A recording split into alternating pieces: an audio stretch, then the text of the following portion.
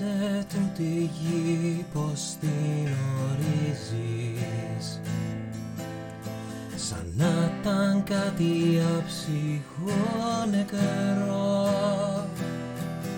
Μα κάθε πέτρα ή δέντρο που γνωρίζεις κρύβει μέσα του ένα πνεύμα ζωντανό. Θα ρεις πως άνθρωποι είναι όσοι έχουν μονάχα τη δική σου τη μορφή. Μα αν ακολουθήσεις ένα ξένο, θε να δεις ότι δεν είχες φανταστεί. Και έχεις δει ποτέ σου μαύρους αετούς να ορμούν? Ρωτάς γιατί ο λύκος αληχτά. Τραγουδάς ποτέ του δάσους τα σημάδια, με τα χρώματα του ανέμου εσύ πετάς. Με τα χρώματα του ανέμου εσύ πετάς.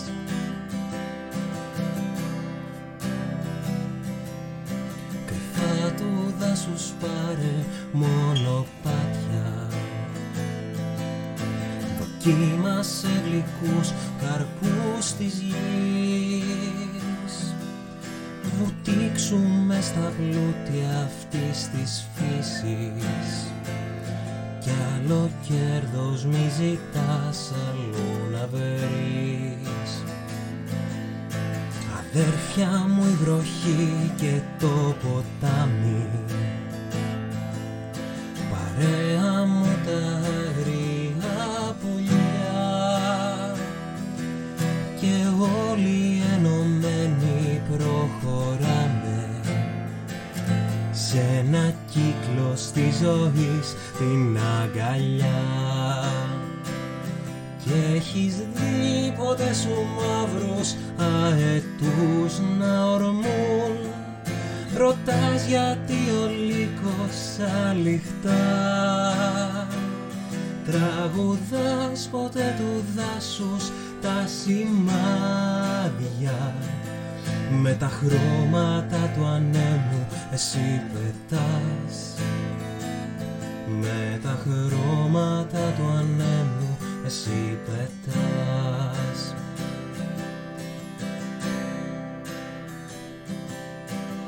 Αν κόψεις ένα δέντρο, κόβεις μια ζωή, μια γλυκιά ζωή.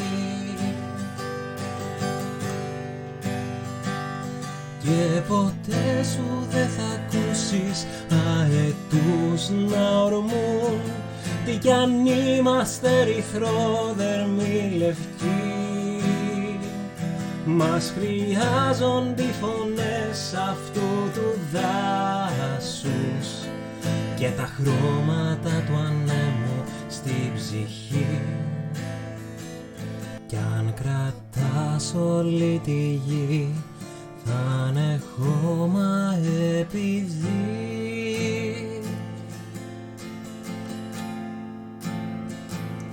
λείπουν χρώματα του ανέμου στη ψυχή.